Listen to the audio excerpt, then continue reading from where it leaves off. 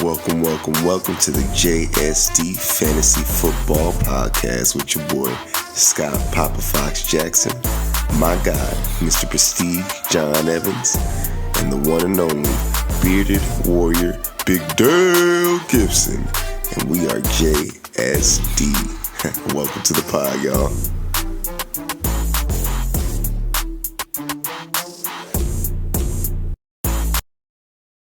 Welcome to the podcast, JSD Fantasy Football. First episode. Gonna get it in the books. So a long time coming, man. All right. Well, I'm John. I'm Scott. I'm Dale. All right, and we're just three really, really good friends that are not professional football analysts. We just love it so much that we decided to put a pod together. So. Yes, sir. Here we go. I'd like to let you tell you all a little bit about ourselves. And we all actually met at work a few years back, and just became really good friends. So, anything you guys want to say? Go ahead, Scott. All right. That's on me. Well, kind of like John said, just three really good friends met at work. Started becoming really good friends outside of work, and here we are. So one thing that everybody obviously bonds on is football and fantasy football. So on my end, never really been a big football fan until I started playing fantasy, and now I'm NFL, baby. Like, I used to be a big NBA fan, still love the NBA, but NFL is definitely up on my list now, and we in here. Yes, sir. And just like they said, three friends met at work, friends outside of work, and now we're family. So we got this podcast going and see what can happen. But grew up a diehard football fan, Niners, obviously, all the way, and jumped into fantasy football and haven't looked back since. Sir. There you go. Bang, bang, Niner gang. Yes, sir. Bang, bang, Niner gang. All right. Well, yep. So, without further ado, it's a little late tonight, but we'll get through this one. I know you guys have your young ones keeping you up a little late and all that stuff. Everybody knows I'm well past that, but they don't know that. Yeah. Well, now they do. So, let's get to it, guys. What do we want to talk about first? You guys excited about anything this season? Anything that stands out that you're looking for? I mean, I'm excited to see what Caleb Williams and Jaden Daniels can do, honestly. I am ready. Like, out of everybody that was drafted this last draft, those two really stand out for me. Just seeing what they can do with those franchises that haven't had a solid QB in years. So we'll see if they can elevate those franchises, maybe get them some more wins, and maybe they'll surprise us and end up a playoff team. I'm definitely excited to see what happens there. Gotcha. Just kind of piggyback off of that, Jaden Daniels, I am ready.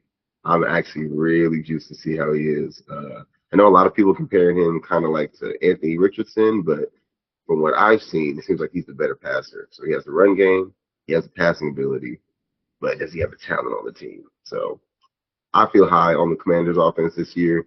Don't really know about the defense. Disclaimer, I don't really know about defense in the NFL. Ask me any questions about it. Don't really got the answers, but offense, baby, we there. So I'm really juiced up for the Commanders' offense. See how they do. Yeah.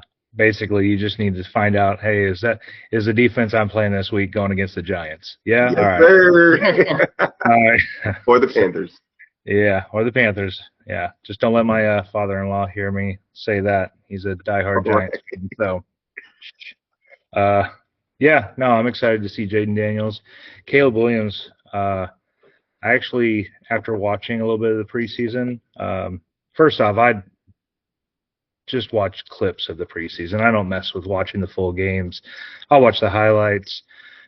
just because of my work schedule and stuff. So, but to see some of the stuff that Caleb Williams has been doing in Chicago, especially with Roma Dunze, oh well, I was not high on him at all. I was like, all right, well, we'll see how it goes. We all saw how Bryce Young turned out last year with being the #1 pick. I'm like, all right, maybe a repeat. I don't think so. I think he's really going to do something in Chicago, and it's going to be scary cool what's gonna go down. And I'm back invested in Chicago players, receivers specifically. I think they have value. When I was just ready to write them off, so really glad to have seen that. Got a quick piggyback on that. Quick question. Uh-huh. How do you guys feel about Keenan Allen? Because it seems like everybody's just kind of fading on him. I'm not ready to fade on Keenan Allen. Well, I was, but again, Caleb Williams. All right, but the chemistry that him and Adunze has, that's scary too. Keenan's the vet, but I think the new blood may be taking over, for the Bears. So I think if Odunze does what he's projected to do, what he did in college, I think he'll leapfrog over Keenan Allen in the depth chart at some point this season. Just because Keenan Allen is in his 30s now, he's going to take a step back a little bit. He's playing with a rookie quarterback, but I think towards the middle end of the season, I think the 1 and 2 are going to be Odunze and DJ Moore. And Keenan Allen will still be in the mix, but he's not going to be the #1 that a lot of people think he's going to be. But then there's, like you said, Scott, the people that are fading him a little bit just because he's, a little bit older, going to be a little bit slower. But I think Odunze, with that offense, I think he'll end up taking over as the #1 wide receiver at some point this season. Kind of like CJ Stroud and Tank Dell. How they got that related there like this. Yep, that's exactly what I think. And with Houston, I'm not scared of Diggs. I still will take Tank Dell. I know he's fast. He's good. He looks like he recovered pretty good from that injury. Nico Collins is still a factor, but they were able to spread the ball around last year with all of them. So, dude, I saw. What's so crazy is Diggs. Actually, I did a mock draft. I want to say it was either yesterday or the day before. Stephon Diggs fell to like the 69th pick. Yeah.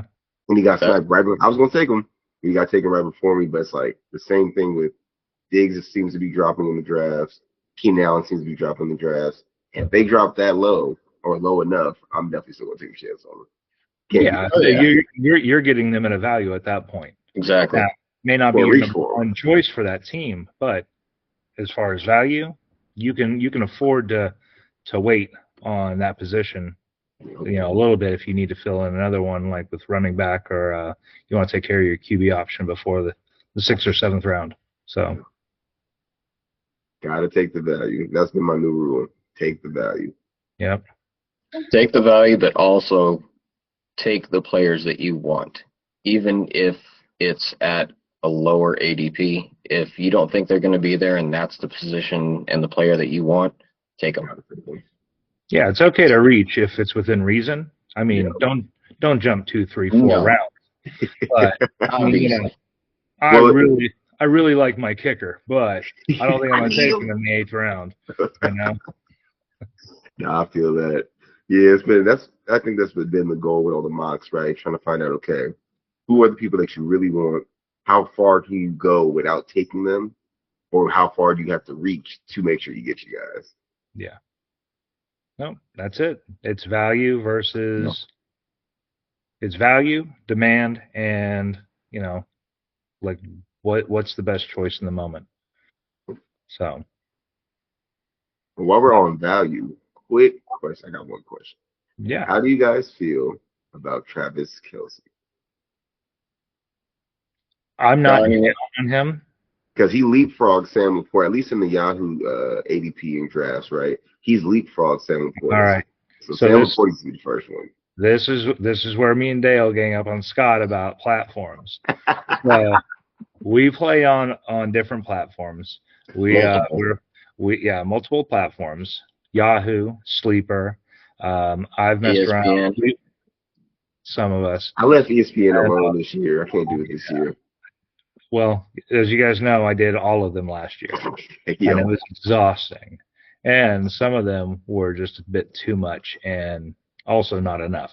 yo. So, but I'd have to say that my tops are like Sleeper and Yahoo. But Yes. Yahoo, I baby. I think they do have different ADPs based on the platforms. Obviously, it's going to change with what your settings are, what kind of draft you're going to have. If it's a super flex, if it's going to be PPR, half PPR, anything like that. You doing best ball, that's a completely different game. Just like super flex. I mean, but Superflex is wild. yeah, I did my super flex for the Scotty Fishbowl, and that's a slow draft. I do not recommend 8 hours a pick. That thing started before the Olympics started, and it ended after they ended. So That's wild. yeah, That's but doing too much. yeah, it's okay. I think we all celebrated some birthdays in that whole time span. It felt like 2-week Wait. draft. So let's just jump back in on your question with Kelsey. Yes.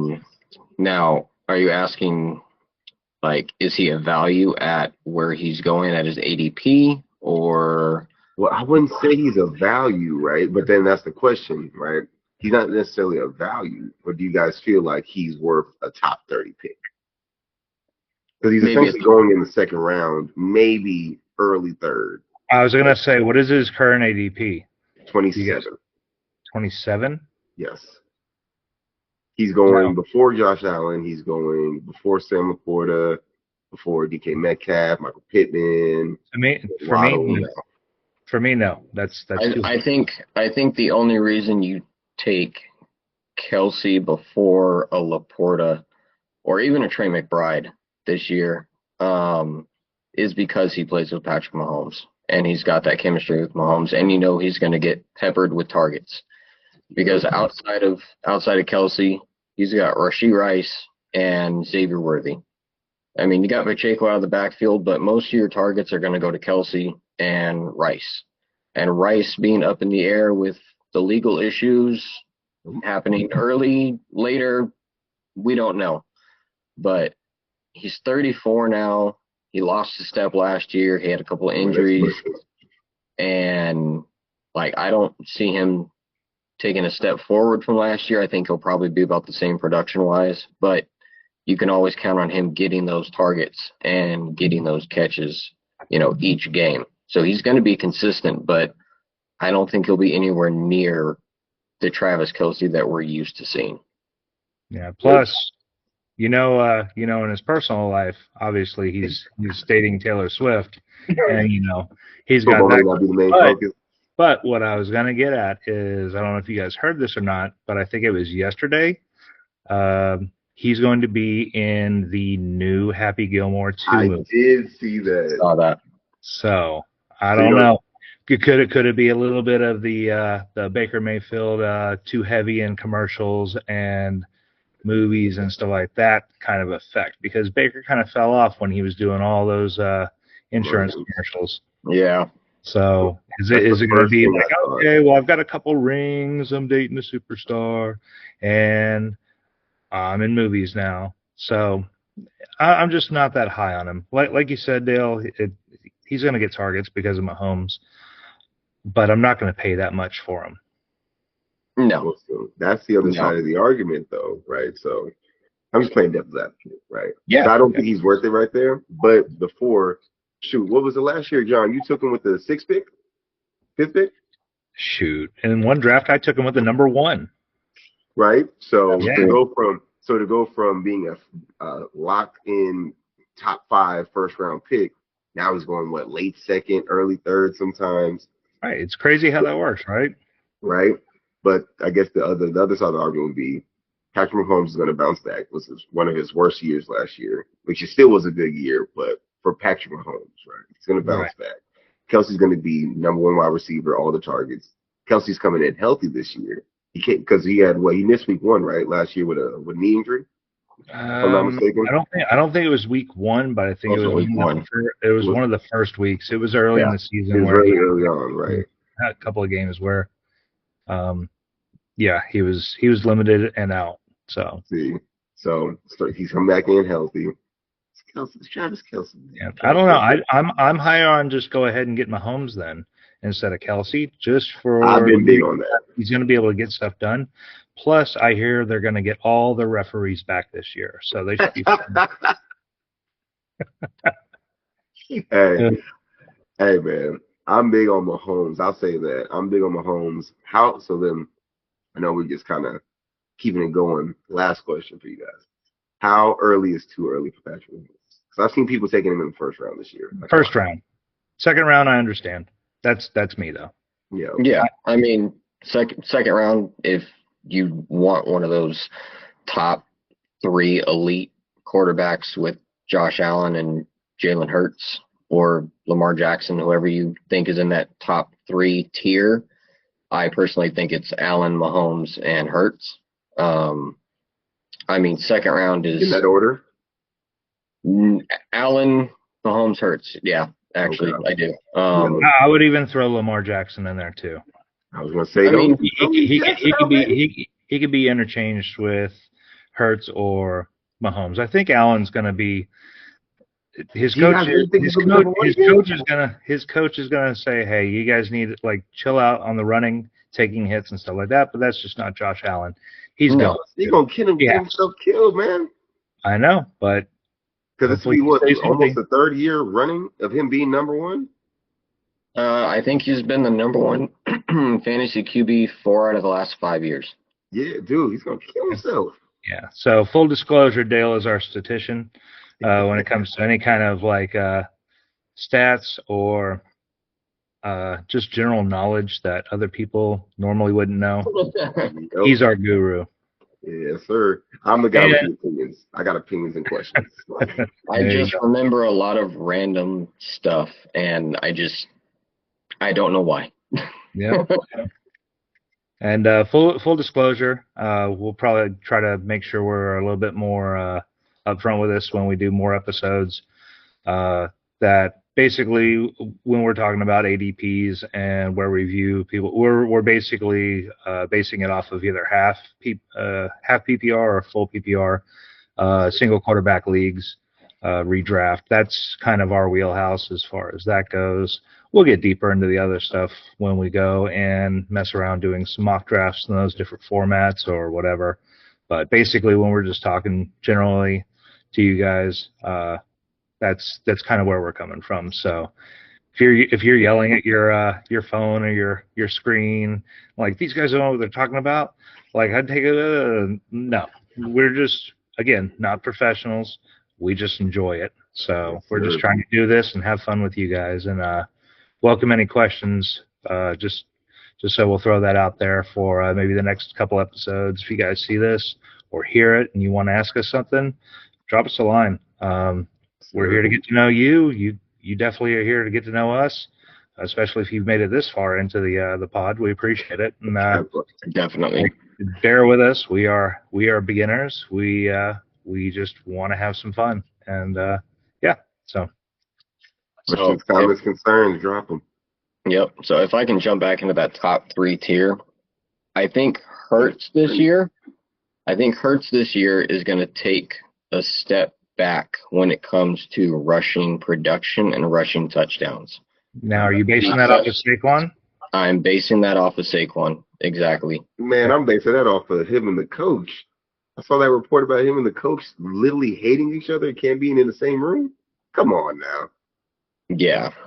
That does not bode well. But I think if they're at the goal line, he's going to get his tush push, or if it's 3rd and 1, he's going to do the tush push to get the first down. But I think Barkley is really going to eat into his rushing production and his rushing touchdowns this year, which is not to say he's not going to be an elite quarterback with the weapons that he has. A.J. Brown, Devonta Smith, Barkley, Goddard's there. They just added Dotson. I don't know how much he's going to play a role in the offense, being the 4th, 5th mouth to feed. But I mean, we'll see what happens when the season goes on. But I just think rushing wise, he's going to take a step back. Yeah. Well, I can see that, but I also can see a lot of this turn into more opportunities for them to get creative. Because if you're playing the Eagles, you're going to expect, all right, A.J. Brown, Devonta Smith, maybe Jahan, but mostly you're going to look out for Barkley because he's a big threat, right? So I could see a lot of RPOs happening. And Yeah. RPOs mean a lot of little chunk passes or throwing it back to Barkley. So you're getting the points for what Barkley does anyway, and you can depend on Barkley to make it happen. So I just see a lot of different possibilities there. I am definitely high on the Eagles as far as most pieces in that offense. Again, with Dotson being traded today and joining the team, like, I'm still not out on him, but I just don't know where he's going to fit, and it is going to be a lot of mouths to feed if he's going to be on the field in 3 receiver sets. So, Absolutely. But Allen, we still sticking with Allen number one? I'm still stuck on that. I think more so. Not that I don't believe in his ability, but I don't believe he'll be able to keep it going with losing Stephon Diggs, right? Having these receivers that he's not sure about. He's gonna keep it like Johnny was saying, right? He's not gonna listen to his coach or to even his offensive coordinator. He's gonna want to do it himself. I feel like that man's gonna get killed.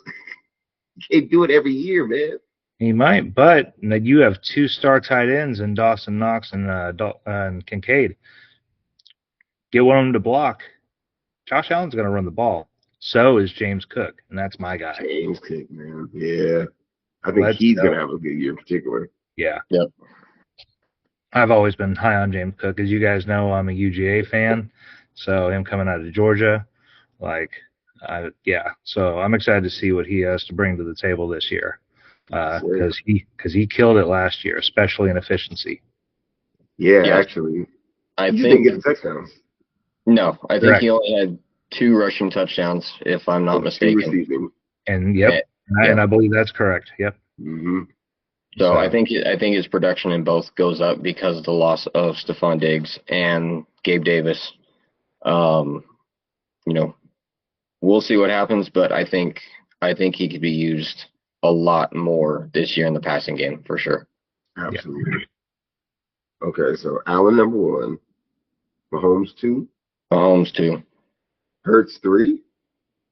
I would go Hurts 3 because Lamar, he's got Zay Flowers and he's got Mark Andrews to throw the ball to. Derrick Henry's not really a receiving back. He can catch the pass, but he's not. He's gonna throw the pass before he catch it. But I think with Lamar not having a lot of weapons to throw to, it'll affect his numbers. So I don't think he'll be a top 3. Rashad Bateman. Come on, bro. Rashad Bateman is not and will not be a thing. He's not the year? No. I mean, they've been talking it up long enough. Every year, Rashad Bateman. Okay. So those are the top 4, right? Are you guys for taking an early QB? Or are you guys more of the late round QB? Because there's a lot of QBs to pick from this year. I think it depends on where I'm drafting, what spot I'm drafting in, and how the draft is going ahead of me. Like if there's people that I have in my queue that I really want and they get taken and I got to switch on my game plan, then, I might choose to take a QB early if, one of my top guys is gone and I know that quarterback's not going to make it around. But I would rather put together the wide and the running backs early and wait until the middle rounds to go get my quarterback. Okay, so like Kyler, Joe Burrow, Jordan Love, Dak. Yeah, no. What do you think, Josh? I don't know about Dak. I don't know about Dak this year. It's not from being a Niners fan. I just think. I think it's part of that. Partially. A little bit. I think with the CeeDee Lamb situation up in the air and, the loss of Tony Pollard out of the backfield, we don't know what the backfield's going to look like. Elliott is not the Ezekiel Elliott of old. He's not going to put up those numbers that he used to. And besides CD Lamb, who do you have catching the ball besides Ferguson and Brandon Cooks? And Now, Tolbert. Tolbert, okay. But, I mean, Brandon Cooks did last year. I think he had 8 touchdowns. That was a definite surprise, at least for me. I didn't see that kind of production coming out of him. It was mainly towards the end of the year as well. Yeah, can he do it again? Maybe. Like I said, depending on the CD situation. Is he going to be a holdout until he gets that contract, or is he going to play through and hope he gets something, done in the season or at the end of the year? We'll see. But I think I'm just going to fade Dak because of that situation. Yeah, without CD there, like Dak's half of what he would get you. Yeah. Well, I heard they're getting close on a deal, so don't put it out. They offered him $33 million and he turned it down. They're not close to a deal. Jerry, if anybody knows about Jerry Jones, he's very stingy with his money, and he only pays who he wants to. Mm-hmm. Yeah. So, Johnny, what do you think about early QB or late round QB? So like Dale was saying, it depends on where I am in the draft. If I'm in 10, 11, 12 spot, I know that my third round isn't going to come for a while. I may use one of my 2 picks that are close together to get a QB. Okay.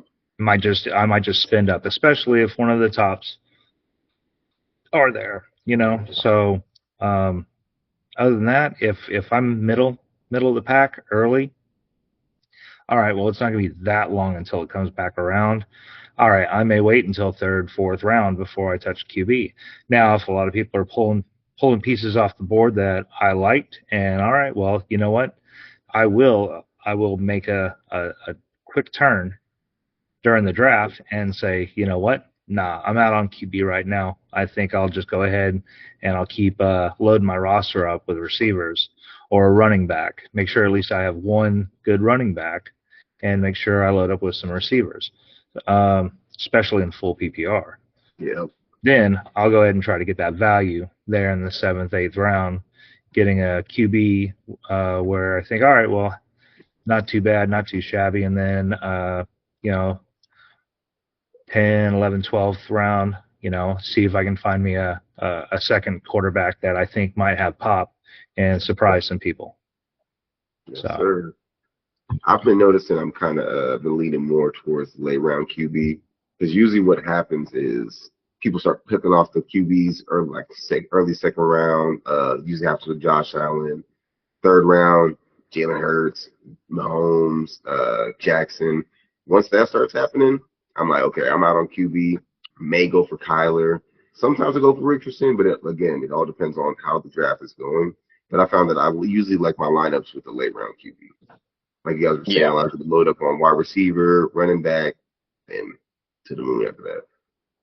Because while people are taking the prime, top quarterbacks, you can load up on those position players, and that'll help you in the later rounds because that value is not going to. So if you can load up on those position players early and fade your quarterback until later, you can still pick up a Kyler in the 6th, 7th round. You can get Tua in the 7th to 9th round in some crazy mock draft that I've been doing. Tua's been going like 10th round, bro. And Tua is one of my favorite late round quarterbacks to pick up just because of his offensive weapons. Like you can't deny what he's been able to do with Tyreek, with Jalen Waddle. And now he's got a year with Devon Achane under his belt. He's still got Mostert. And he's got the rookie Jalen Wright. It's going to be an explosive offense. And I think he's definitely one to target in the later rounds if you fade quarterback early. Sir. Him. Who else was it? Even Matthew Stafford, if he stays healthy. Tua, Matthew Stafford. Who else is going in those backgrounds? Justin Herbert. How do you guys feel about Herbert? Taking a chance on him? If he's my second QB in the later rounds, I'll take a stab at Justin Herbert. He is a great quarterback, but they kind of like emptied the receiving room over there in LA. little you bit. know, like, and then they kind of oddly reloaded the backfield with Gus the Bus and J.K. Dobbins. Like, as Yep. long as they both make it to game one without dying, like, then they'll have a Yeah, running that's maybe. But I mean, I don't know. I just, obviously as Niner fans, we love Jim Harbaugh, but it's just I don't know. I don't know if this is going to be a year for the Chargers making any kind of big moves. Um, so I'm just kind of I'm not. I don't think I've taken any Chargers really, unless it's I won't say unless it's that. Gus Edwards or J.K. Dobbins just as a stab Mm, in the later rounds of that Scotty Fish Bowl when we had 22 rounds of a right. stab. So I mean, I don't want to waste a spot, Yeah. So I'll let somebody else take that risk. I'll get something a little bit more with more upside and a higher floor. Yes, I sir. think I think if you're gonna take a second quarterback, obviously in the late rounds, and you're worried about health with Justin Herbert, granted this guy's coming off an injury, but what he was able to do last year in the few games that he played before he got injured, he was on an MVP type run with Kirk Kirk Cobain. Cousins. Kirk Cousins. You give him Drake London, you give him Kyle Pitts, which I think will have a breakout year with a solidified quarterback play, and Bijan out of the backfield. I think Kirk Cousins could be a steal in the late rounds, depending on his health. If he If he can stay stays healthy, healthy. if he can stay healthy and he can deliver the ball like he was last year, or even just, you know, 60% of what he was doing last year, because you're not going to get Justin Jefferson production from anybody on the Falcons. Let's just throw that out there. But if he can do close to what he was doing with the Vikings last year, with the Falcons this year, I think he could be a late round steal as far as quarterbacks go, and could even step in as your starting quarterback, given, whoever you took early, if they're struggling, he might be a good swap, at some point through the season. Which is what's so awesome about taking one of those late round QBs, because you never know when they may pop, may be able to do the little switch week to week. Who knows, right? But it gives you options. So Well, I think Kirk Cousins has always been perceived as Mr. Reliable. He's just a steady, calm hand when it comes to points. Like if you're good with having a high floor and a somewhat high to mid ceiling, just to get that guaranteed like projected points out of him, that's your he guy. almost hits it on the money every time. You know, So with some upside, but yeah, I think him with Atlanta this year could be really good for him, and the fact that Atlanta's defense is going to be sneaky good. They've been making a lot of moves, Yep. and a lot of moves that I like. So I'm actually, when it comes to defenses, I've waited to the last round to get a defense, and of course Atlanta's still there. So I have no problem with taking Atlanta's defense and kind of surprising some people in the season. So good defense gets the ball back to the offense, and Kirk Cousins can do his thing. Also, good offense keeps the defense off the field, keeps them fresh. Yep. So I think they're going to have a good balance, especially they don't have Arthur Smith there anymore with his crazy tactics of, hey, you know what? We spent up to get Drake London and Kyle Pitts and drafted them. Let's just run the ball. Yeah. Tell me how that makes sense. Let's give it to Algier. Yeah. So, hey, Cordell Patterson, he used to be a receiver, but let's run it. Right on. So it's just, yeah, I think it's going to be a long time coming. I think a lot of Falcons fans are going to see this and get really excited for this year. They need it. It's been a while. So I'm all about the Kirk Cousins, Drake London, Kyle Pitts show. And I'm not going to leave out Bijan or even Tyler Algier. I think they all have a chance to really show out this year. So, Sir. Okay. I've been wanting to ask you guys this. So since we're talking about taking late round QBs, all that, are you guys intentionally going for stacks? Or if it just happens to be a stack, hey, that's cool. Are you guys trying to create stacks? I don't try to create a stack. If it happens organically, then I'm okay with it.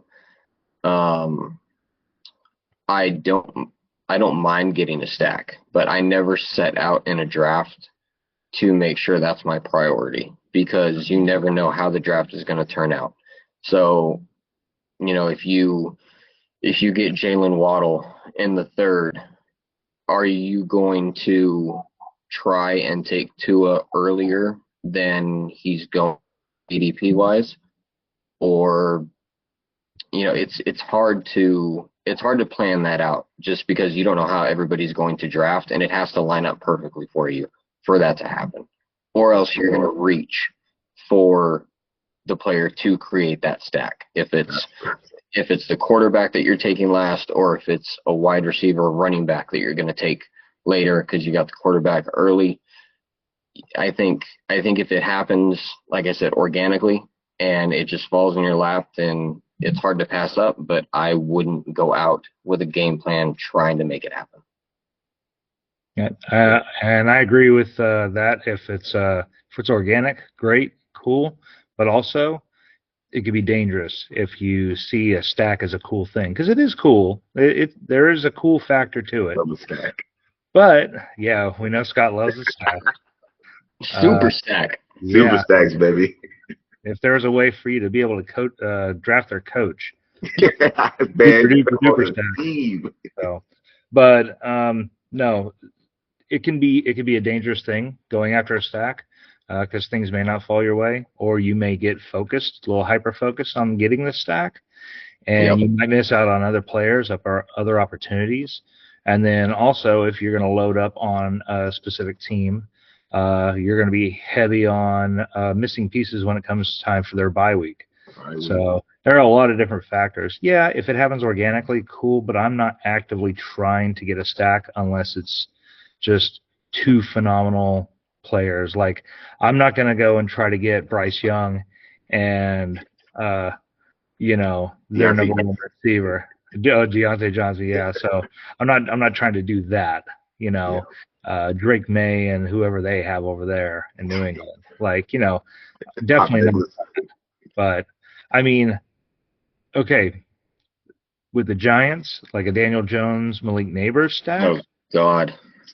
Don't get me started on Jones may actually surprise you. No. That's only one half of a good situation. All right. But do you guys remember when Daniel Jones was scoring 30-something, 40 points a week? Hold on, Scott. I think Dale either froze up or he's permanently crying over this one. I think he's permanently crying. Yeah. So maybe we'll get him back in a second. I know you guys remember that year, though, when Daniel Jones was in the beginning, before he got injured. He was literally like one of the top QBs. He was scoring 30-something points, 40 points a week. Because I think that was my first year playing fantasy football. And I was like, I got to pick up Daniel Jones. Yeah. And he got injured. Yeah. No, I think, you know what? Just for the sake of my my marriage and my relationship with my father-in-law, no comment on this one right now. Okay? Hey, I saw something about Sauce Gardner. He's like, yeah, he's a good QB. He's like, yeah, I respect him. Yep. What do you think, Dale? There we go. Go. There goes Dale.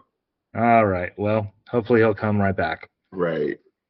But no, just speaking on the stacks, though, I've actually practiced. I've done a lot of mock drafts. I would say I've cleared at least 100 mock drafts this summer. Easily. Wow. Easily. Here I am. I'm just trying to get like one done. All mine have been actual like just drafts for leagues that we're in together or separate ones. Like I know we've got the family and friends draft and the work league draft coming up. Not this Saturday, but next. Yes, sir. It's coming up fast too. Time is that's pretty quick. But what I have noticed, I actually tried to see if I could go for specific stacks. Like would we possibly get an Eagle stack? Um, See, Chief stack. I like the Eagle stack. I Eagle think stack is.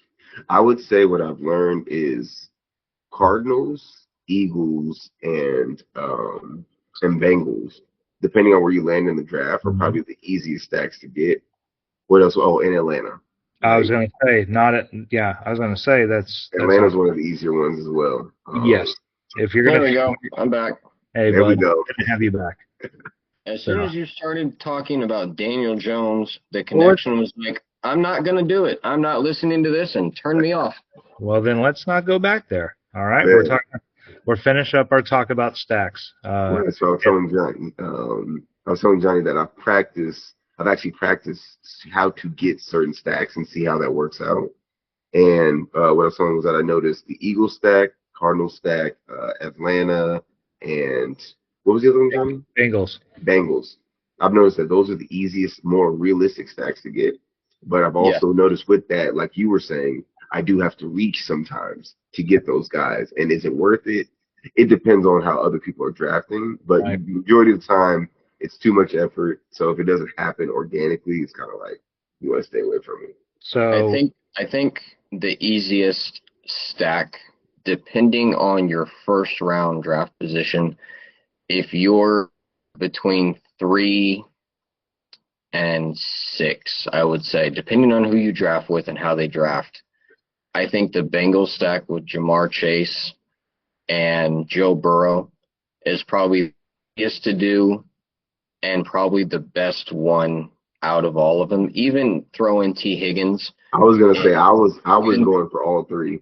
even throw in T. Higgins. If you miss out on Chase, if you're not in the position to get Chase and you get another wide receiver running back in the first round and you get T. Higgins in third, fourth round, late third, early fourth, mid fourth, wherever He's been you going decide to pull the fifth. trigger, or fifth, depending on what what you're drafting on Sleeper, Yahoo, ESPN. He's going different spots on different platforms, but you could then wait and get Burrow in the late sixth, seventh round, and it won't feel like a reach. At least to me, it won't. But I think that depending on those two wide receivers and your draft position in the first, if you can get Chase and then you can push quarterback off until sixth, seventh and get Burrow, I think that is worth trying to do. Yeah. But other than that, I wouldn't try and make it happen. But that one out of all of them, I think would be the one that would be the easiest to pull off. I think you'd be able to go under the radar with that one. Yeah. You guys know I'm big on the Bengals stack. Oh, Carried me to the championship last year. yeah. Love the Bengals stack. You had how many of them? You had 50 players on your team, right? No, 55. No, Oh, you I added the had water boy. I had the super Bengals stack. I had Joe Burrow, Jamar Chase, then I got T Higgins, and then I was able to get Joe Mixon at one point too. And I ended up trading Mixon, and that Mixon trade. So I know there's a couple other pieces in it. That was actually the reason I didn't win the championship. But that Bengals stack carried me through the rest of the season. I was highly on that Bengals stack. Yeah. How is that with the Joe Burrow and the wrist game? Oh, too soon? I haven't heard too many updates. The last update I heard was that he's practicing again, but that he wasn't allowed to throw more than 3 days in a row. Oh, really? Okay. But that was about 2 to 3 weeks ago. So who knows what it is now? The Yeah. last I saw was he was not allowed per coach to throw more than 3 days in a row. No, probably just making sure he's in good shape and not re-injure. Right. So, But I speak, know they're gonna be passing heavy. yeah. Well, yeah, they're gonna have to. Well, I mean, they don't have to. They have pretty good backfield with a rookie and with Zach Moss. I mean, they're gonna be able to hold their own. But I think most of their points are gonna go through the air. Speaking of stacks, what do you guys think of um, Aaron Rodgers and Garrett Wilson, and how far apart those two are in the draft on average? Garrett Wilson into the first, maybe beginning of the second. Aaron Rodgers, I'm not even sure where he's getting picked up. I think ninth, 10th round, maybe. Sometimes So he's not even Yahoo, being drafted. Yahoo ADP is he's going like 14th, 15th round, like end of the draft. Or Yeah, I think a lot. so if you get Garrett Wilson in round 1, you decide that's who you want, or even beginning of round 2, are you going to pick up Rodgers there towards the end of the draft just so you can have a technical stack just to see how it pans out and make sure he can make it through the Pledge of Allegiance? Yes. If I don't have a second quarterback by the 8th to 10th round, and I'm taking positional players that I think have better value, then I don't mind throwing a dart at Aaron Rodgers in the 14th, 15th round, the very last couple rounds of my draft. Personally, I haven't drafted him in any mock draft or any current draft I'm going to be in, just because I've got better players through my drafts. But if I were to fade my second quarterback and he's still there and I have Garrett Wilson, I mean, why not? But I think it's hard to take Rodgers coming off of that injury, but we'll take Cousins coming off the same injury because Cousins is just slightly younger. Rodgers is almost 40 now, and He's not 40 yet? I don't think he's 40. I think I want to say 37, 38, 39. Is he 38, 39? I think he's it might be 38. We'll I've been under the have that impression he's info. 40 already. So I think I'm ready. MVP at 40? I think that's what's holding a lot of people back from taking Rodgers before a lot of other quarterbacks that are being taken in the late rounds is how is he going to come back from that Achilles tear? I would take Rodgers last picks if I drafted Garrett Wilson, but I've probably only drafted Garrett Wilson maybe 2 or 3 times out of all the mocks I've done. Out of that range, if I miss out on all the first wide receivers like Chase, Jefferson, CeeDee Lamb, Hill, AJ Brown, I'm going over to elite running back. I'm taking Derrick Henry. Okay. So to get back to Aaron Rodgers, he will be 41 in December. So he is 40. So he's currently 40. Kirk Cousins is 36. 36. Or did he turn 36 yesterday or the other day, or was it 37? No, he's currently 36. Okay, boom. So he's fresh 36. Fresh 36. Fresh 36. 3 days ago, 36. Mm-hmm. So, and better overall team, I would say. Back to the Rodgers, Garrett Wilson stack. I will reach for him earlier than the 14th and the 15th round. I think as long as I'm hitting my my positional players, and I got that kind of, I'm gonna throw a dart. I'm gonna go ahead and grab him if I think maybe he might go.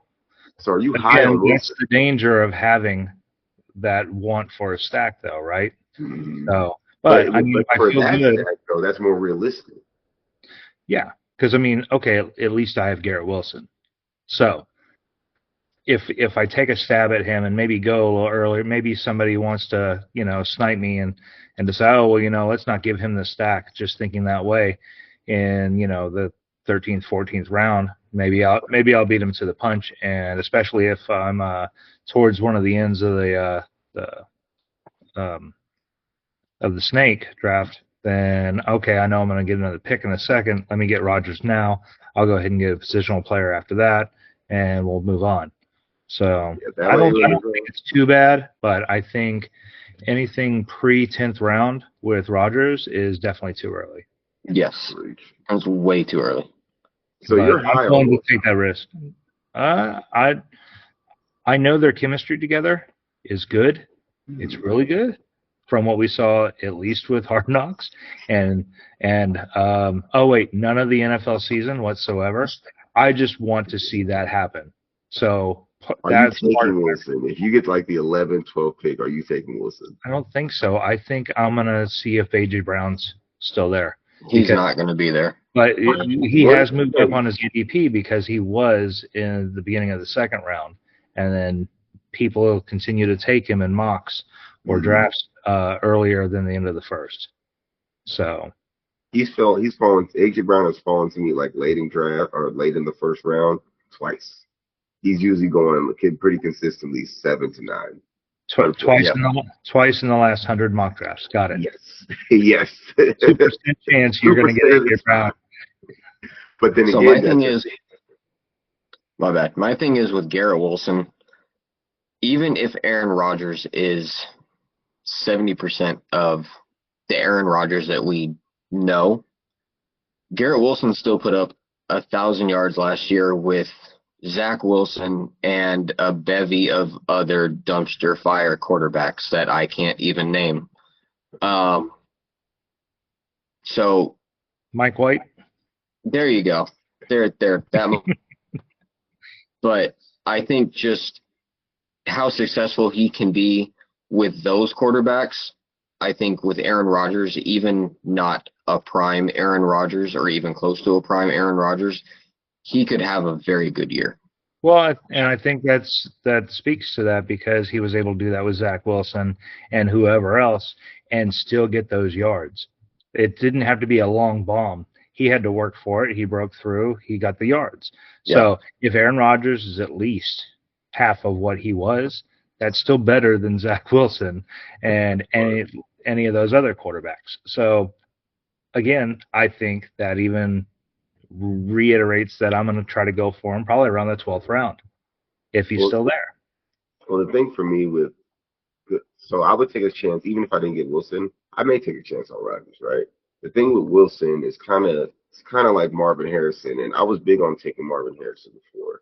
Now I'm kind of like, okay, we're drafting them this high. We're drafting them at their ceiling.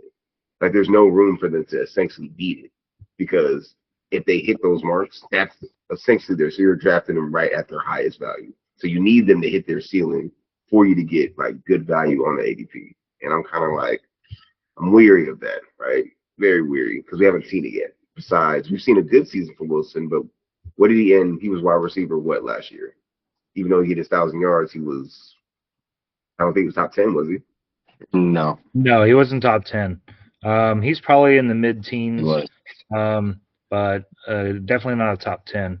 But again, it is Aaron Rodgers, and he's had a lot of time to heal and rest and build chemistry with these guys. Oh, those retreats.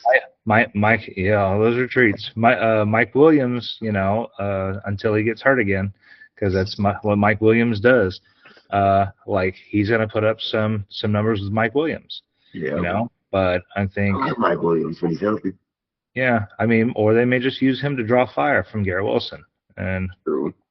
I don't know. I just I think since I'm not going to be taking my defense till the later rounds, till 14th, 15th, maybe not even worry about a kicker until after the draft. I did that in the draft. I did see that. Yeah, so all right, well, we'll see how things pan out because I may have one of the players I drafted. All right, they get hurt and they're not going to be there for a while. They go on IR or they're just done or whatever it is. Hopefully none of that happens. Or at least I can see who's going to win out that job. And if I have two players on the same team in the same position, then I'll let one go. I'll pick up a kicker and then we'll call it good. But it's all about following your gut, looking at the numbers. ADP, I think, is it's not necessarily their ceiling. I think they take into account with ADP, like the highs and the lows and the game schedules and all that stuff. And they kind of just like, all right, plug those numbers in, and that's where they land. Unfortunately, people get high on those ADPs and bring them up closer. So the ADPs are average draft position for a reason. It's based off the stats in the beginning of it. After you have so many mock drafts and regular drafts and stuff like that, that's change. Everybody has their feelings, their thoughts about it, and those numbers change again and again and again. And all of a sudden, Travis Kelce, 27th. Yep, because he was going probably like mid-30s, like almost 40. No, he was going like 42 to start off with in Yahoo at least, and he's up to like 27, 25. Like, actually kind of crazy. But isn't it something how he was top 5 last year? Yep. Top 5 ADP, and now like what's changed? Another year's gone by. He won a Super Bowl ring. Yep. Like he didn't decline. Like he had an injury that lingered with him for a little while, for a span of weeks. I don't know. So It's a I believe crazy. in Kelsey. I'm one of the few people I take Kelsey number one tight end this year. But I do believe McBride is going to come through as number one, or has a chance to. McBride, Kincaid, or Kelsey. I know exactly where Dale's going to go. What do you think, Dale? Tight end. number one, Yep. I knew you were going to say it. I knew you were going to say it. So but I think if I can jump back in on that Garrett Wilson fantasy finish from last year, yeah, what do you guys think he finished at? 16. 14. You are both very wrong and very far off. He finished as the wide receiver 32 last season. My goddamn point. Wow. And he still hit like 1,000 receiving yards, all the good stuff, right? But I know he didn't have 1,042 with 95 receptions. But he didn't have any touchdowns, or very few touchdowns. He had 2, I believe. See? No, excuse me, 3. He had 3. He had 3 touchdowns last year. So if you're this year he's a consensus number 7. Yeah. But see, I can see that. You know why? Because anytime the Jets got anywhere near the red zone, it was ground and pound time. They just were afraid to throw it. They were afraid to get an interception, and that's just how I think that's how that went. But So what I'm saying is that if you're drafting him that high, that's assuming that he's going to hit over 1,000 yards, that he's going to have a shitload of touchdowns to go from wide receiver 32, 32. wide receiver 32 to wide receiver 7. I think if he can hit 95 receptions and 1,042 yards with a combination of Mike White, Zach Wilson, and whoever was playing, he can hit over 100 receptions, probably 1,100 yards, and 6 to 8 touchdowns with Aaron Rodgers. Okay. Question. Do you guys think, because of how bad the Jets were last year, that people kind of didn't play them serious, right? Kind of like with the Panthers, right? You play the Panthers, you already pencil that as a win. Versus this year, all the hype, Aaron Rodgers is actually playing. Everybody's hyping up Wilson, Brees Hall, et cetera, et cetera. People are actually going to show up and be ready to play them, therefore making it that much harder for them to actually get some production. Yeah. What do you guys think that's like the thing? No, I think hype has a lot of influence over people. I just think that, Aaron Rodgers made it 3 downs into the season last year. And then all that hype just went out the window. And everybody just gave up. So, except for the players, especially like Brees Hall, like, all right, he has something to prove. He has something to show, like, hey, I deserve to be here. Garrett Wilson, same thing. So they still had to ball out. It's playing knowing we're probably going to lose, but you got to ball out. So yep. It's just one of those situations, and unfortunately, that happened before the season even got started. So, yeah. Okay. You guys are believers. I'm still in the middle. I'm right.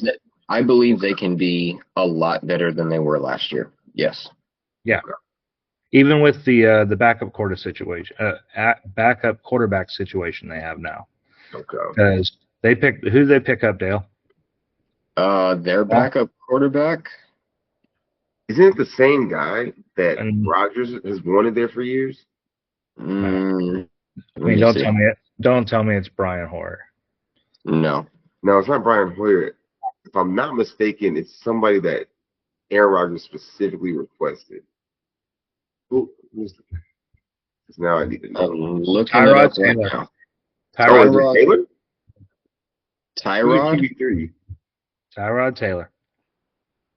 So interesting. New York at least upgraded its backup QB with Tyrod Taylor. So Andrew Peasley. So Tyrod Taylor. Got it. So Tyrod Taylor, yes. Yeah. So, yeah, I feel even better about Garrett Wilson because I think Tyrod, in a pinch, will be fine. But way better than Zach Wilson. Yes. I mean, So, damn near John, you're maybe anybody taking is better Wilson. than Zach Wilson. What's that, Scott? So, Johnny, so I know you said you may take a chance on Wilson. And Dale, are you going to take a chance on Wilson? I think if I'm at the end of the first, beginning of the second, possibly.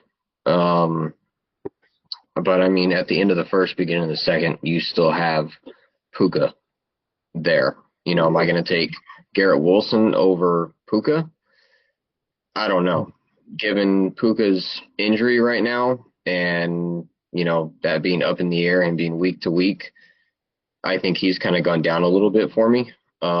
Did Stafford just come back from an injury as well? Stafford is. He dealt with He an just I elbow. think he's coming back. I think he's coming back from a back injury. Oh, shit. So I don't know if he's 100%, but I think he is back at practice, as Yeah, far as I definitely can remember. But I don't know if he's 100%. It's another offense that's I want to be able to be all in on them, and I would love to be able to take Puka where he's at. You know, I want to believe Cooper Kupp is back to being the Cooper Kupp that, you know, he was 2 years ago. And Matthew Stafford is healthy and he'll make it through a season and we won't have to worry about it. But I don't know if any of those things are actually going to be true just because they're off injured and you never know what's going to happen week to week with them, unfortunately. Yeah. But when they're healthy, Puka and Kupp, they're league winners. I mean, Puka helped me last year for sure. And, you know, I know Kupp, you know, a couple years ago, same thing. So when they're healthy, they're some of the best in the league, but with their injury history, it's hard to see what might happen with them. Sir. Yep. The Sean McVay offense is no joke, especially when they have the people to execute that game plan. So, before we go on to our last topic, real quick. So Garrett Wilson, Puka Nacua, or Marvin Harrison Jr. Who are you taking first? Out of those three, Yeah. Go in order. Because I'm assuming everyone's taking AJ Brown before all of them. Yeah. Harrison, Wilson. Yes. Now, are all healthy? All healthy. Currently. Puka's fine. Puka's fine. We're going healthy. Fine. We're completely healthy. We're going fine. Yep. Okay, Yep, I'm going in this situation. I'm going Puka, Garrett Wilson, Marvin Harrison. Yeah, you got to. Puka's done it already. Wilson has the talent. He's shown it, but he hasn't shown it with Aaron Rodgers. Marvin Harrison, we don't know what the fuck's going on. I mean, I don't know if you guys watched Marvin Harrison in college, but I mean, the man was electric. I've heard. Now, is that going to transfer over to the NFL? We don't know. Right. I would like to assume so. And I'm going to take a big swing at this, and I might get some flack for it, but I think Marvin Harrison Jr. coming out of college, right now where he's at is better than his dad was around the same time. He's bigger, he's faster, he's stronger, he's more athletic. He's just all around, he's got a better skill set than his dad. And if he can be anything close to what his dad was, it will be incredible.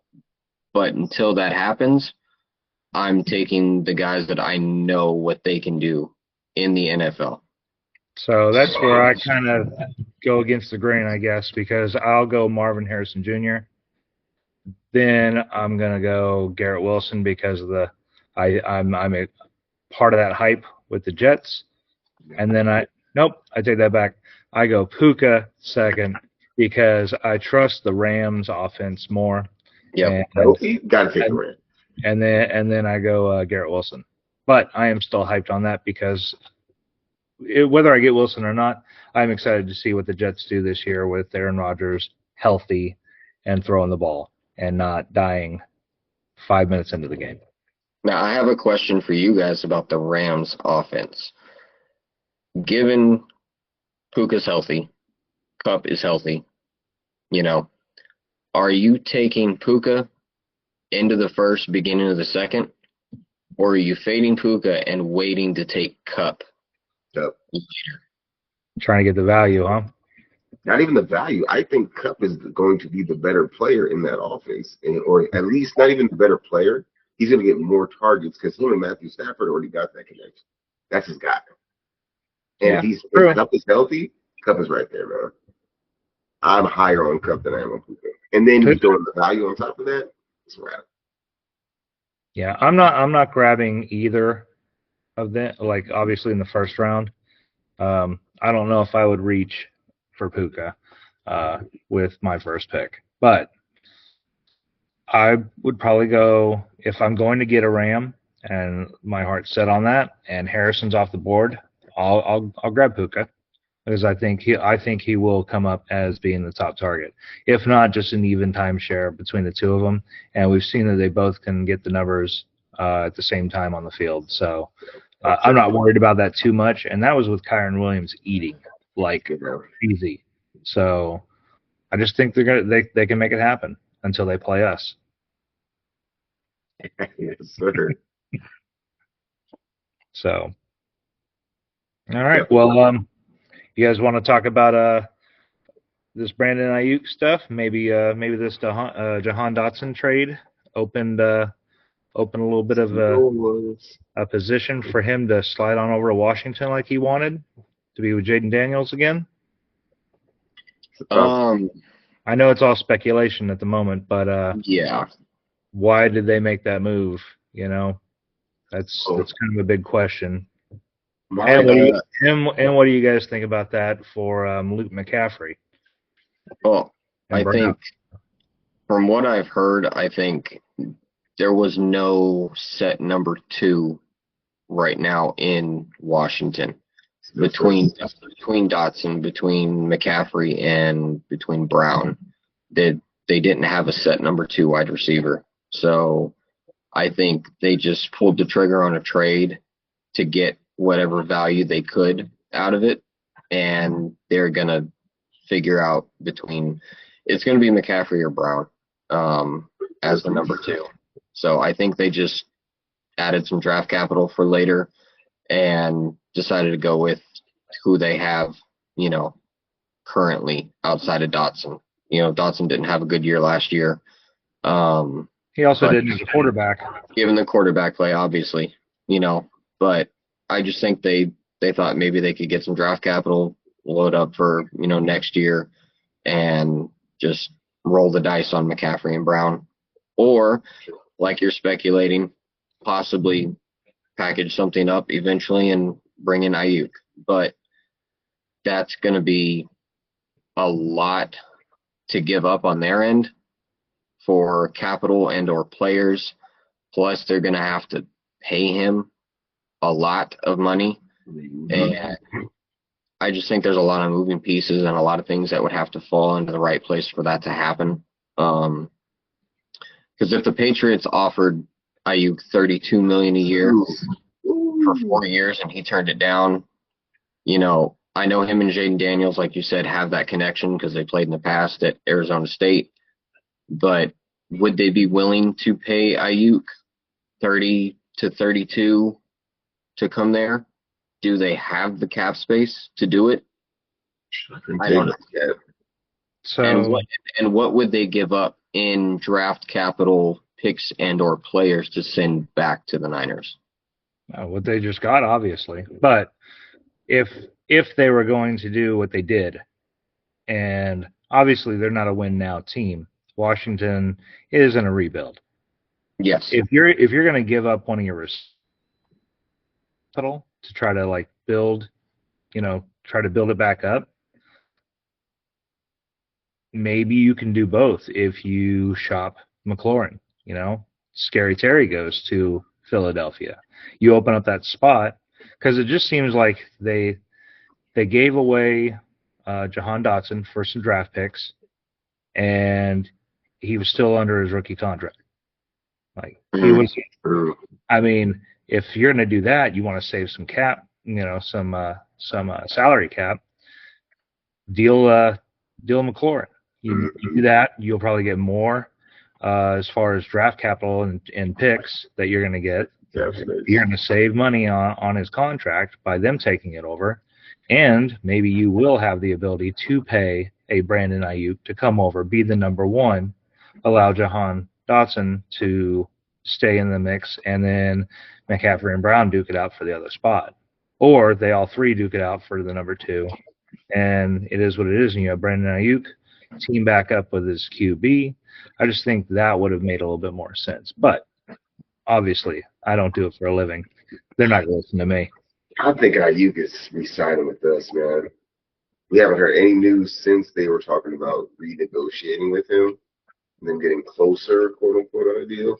I think they're just going to hash it out and it's coming back home. Well, they're going to have to at this point, in my opinion, because at this point he's being a greedy little bitch, and that's just what it just boils down to.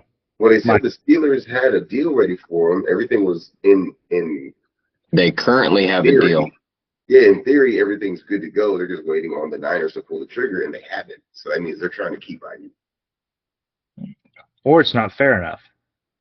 Like, maybe it works out good for the Steelers, and it works out great for Ayuk, but the Niners are getting the shaft in the deal, and it needs to be more fair. Clearly, give and take, and it's just not balanced. So.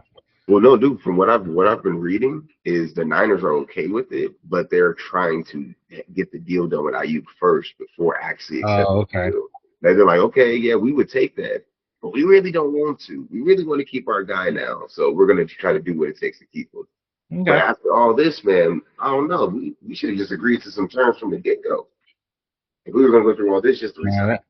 That's one thing I've never liked about how these deals never get addressed until the end of preseason or somewhere in the middle, and it's messy.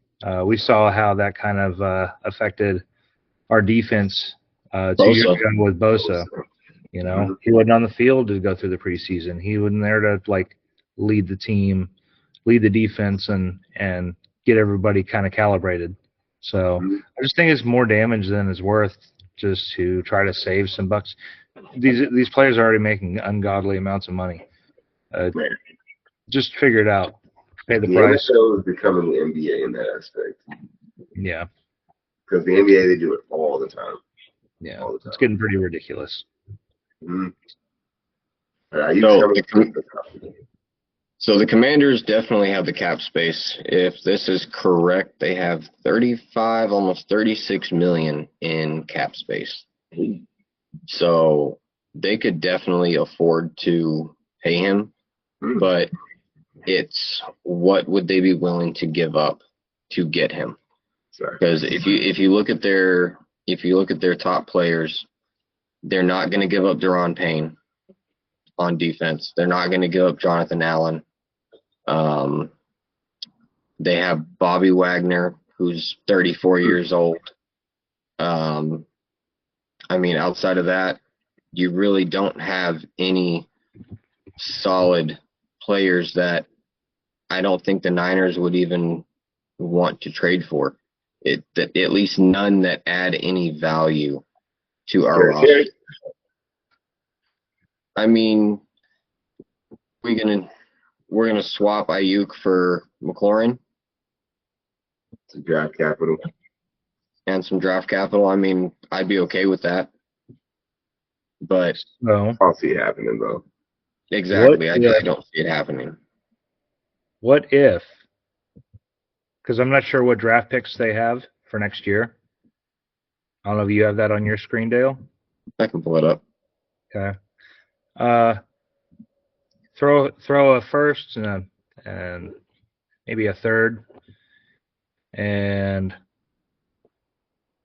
send us CMCs, brother. Get us a little LMC. Get some brothers on a team. That'd be fun, right?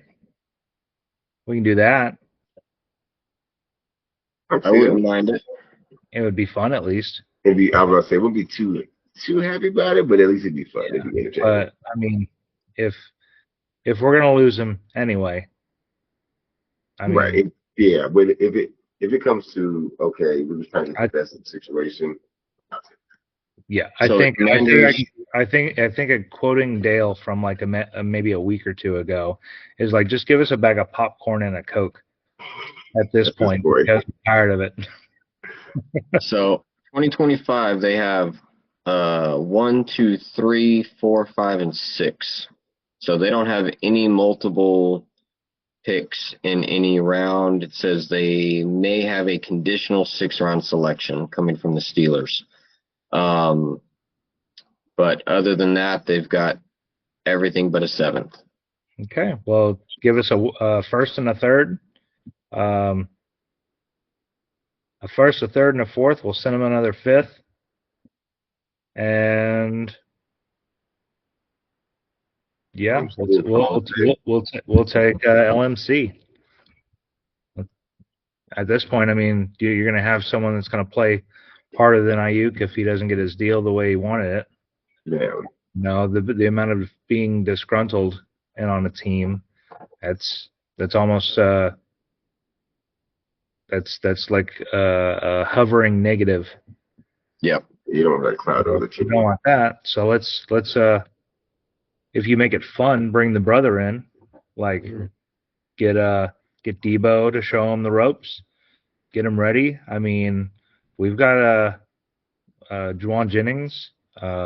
We got the Ricky That's true. Pearsall. Ricky Pearsall. If he I can be mean, healthy. there's Jacob Cowing. Still got Danny Gray. I mean, we've got a. Do we still have? No, we don't have Ray McLeod anymore. No, we do not. So I believe he's on the Falcons. Yeah, I was going to say Atlanta. Yep. Yep. But I think that could be fun. That could be all right. Well, let's just fix this whole situation. We'll save a bunch of money. We'll get another rookie. Let's clear some cap space. Make sure that we can keep on going. Because I mean, we're in our Super Bowl window now. Yeah, buddy, got a couple years left, realistically. You know, but I mean, like if it ends this year, like we need to have some young kids to come up and take the spots. So, but anyway, See, you guys have anything else to add before we shut it down? I know it's getting kind of late. I was gonna say, no, man. I think for the first like real go at the pod, say it was a good one, man. All Yes, right. sir. Well, I feel good about it. Next week, since this is going to be the last week of preseason football, next week we're going to do a mock draft because it wasn't good enough for you guys to hear us talk about doing them. We're going to do one, and we're going to talk about us doing it at the same time. So it should be really exciting. In between picks, we'll give a little bit of feedback on how we feel about players, picks, strategies. We'll talk a little bit more about ourselves. If you guys send us any questions you want answered, we can address those. And yeah, just help us build this, and we'll make it fun. Questions, comments, concerns, throw them down below. Yes, sir. Looking forward to that mock draft next week. Sniping a few picks from both of y'all because I know how you guys like to draft. Yeah, so we'll see. We'll see what happens. That is a curse and a blessing in the sense. I got about 10 tricks up my sleeve these days, man. We're gonna see. All right. Well, Sam Laporta, pick number 1. I'm gonna snipe him from Dale. Yep. In Aaron Rodgers in the 2nd round, just so you don't take him in the 14th. Man. Cold game. All right, fellas. Well, it was a good one, and we will see you all next week. Yes, sir. JSD Fantasy. JSD Fantasy. All right, boys.